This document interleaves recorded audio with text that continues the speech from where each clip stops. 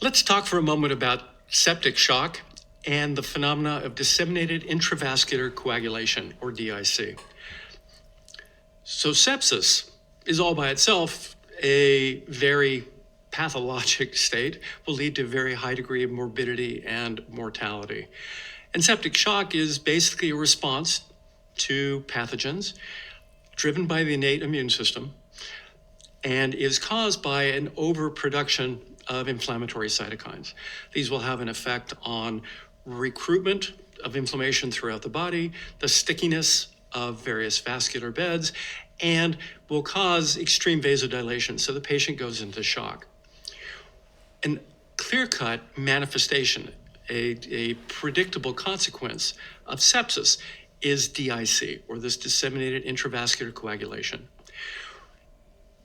If we think about it, in the site of a local infection, say in your skin someplace, you would want to activate many of the coagulation pathways to prevent pathogens from causing damage and causing bleeding.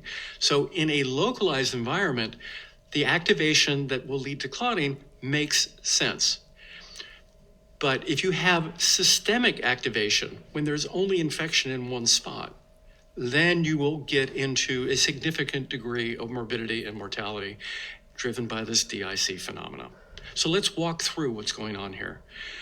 On the upper part of this panel, you see bacteria. Bacteria are releasing pathogen-associated molecular patterns, or PAMPs.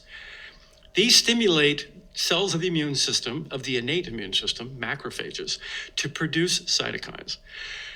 You will also get complement activation. You will get a number of inflammatory mediators being released. And again, if we keep it localized to just where the bacteria are, that's a good thing. That's an appropriate response. But if we get too high a level released systemically, then we start getting into issues related to activation of all these pro-inflammatory pathways and pro-coagulant pathways everywhere. And that's when we get DIC. So here we have our pro-inflammatory mediators that are being released into the bloodstream. And they, if at a sufficiently high level, will act at a distance in other vascular beds.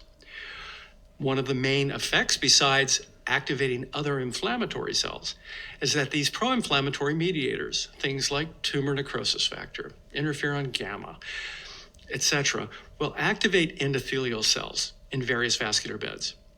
The endothelial cells lining the vessels will lead to vasodilation and increased vascular permeability. Again, in a localized environment, that's exactly what we want to happen.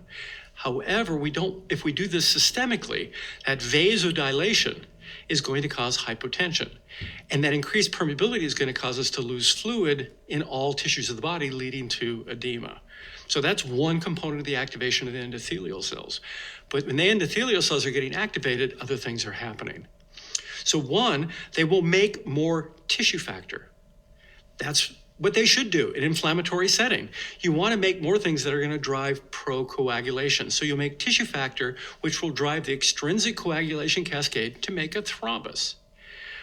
We also want to block the anticoagulation pathways. Again, we want to drive coagulation in a localized setting, a good thing. In a systemic setting, not so good.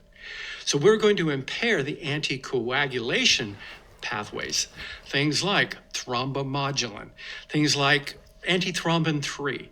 So we're going to impair those, the production of those. And then we are also going to have the activation, the production of plasminogen activator inhibitor. Again, we want to make sure that in a localized environment, we get the maximum prevention against bleeding. But by doing this systemically, we will engender the formation of clots everywhere. So those are things that the endothelial cells are making now because they've been activated by the cytokines. As a consequence, we will not be breaking down clots everywhere, and we will be making more clots everywhere. So we will get increased fibrin deposition. We will get in that fibrin deposition, then the accumulation of platelets, and we have fibrin microthrombi everywhere.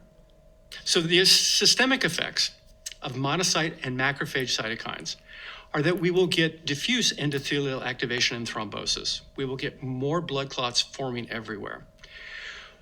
Things that we haven't talked about as part of sepsis is that we will also have reduced myocardial contractility. That will contribute to hypotension. In addition to what's going on, because we have increased vascular permeability and we have vasodilation. So all of these effects are going to contribute to sepsis, but the activation of the coagulation cascade, as we've talked about, and the blockage or the inhibition of the anticoagulation pathways will lead to disseminated intravascular coagulation. With thrombosis and hypotension, you can imagine that you have multi-organ failure, and as indicated there, the mortality, even in the very best ICUs around the world, is 50%.